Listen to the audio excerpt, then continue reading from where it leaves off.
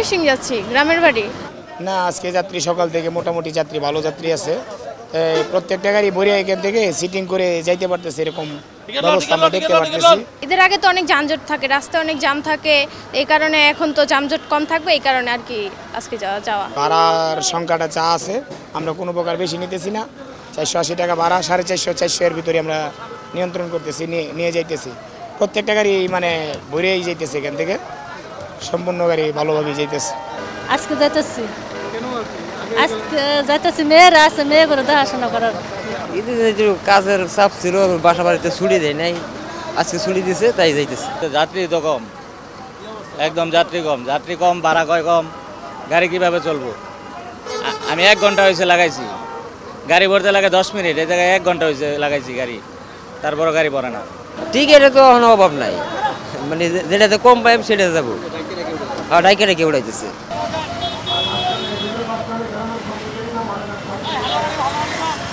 আজকে একটু হালকা পাতলা কিছু কিছু আছে, বর্তে 1.5-2 ঘন্টা হয়ে গেছে আমার সময়, কষ্ট হয়েছে। তারপর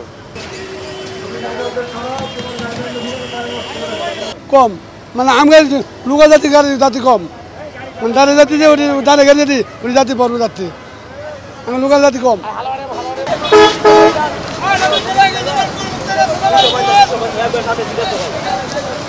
আমি শেরপুর যাচ্ছি ভাই।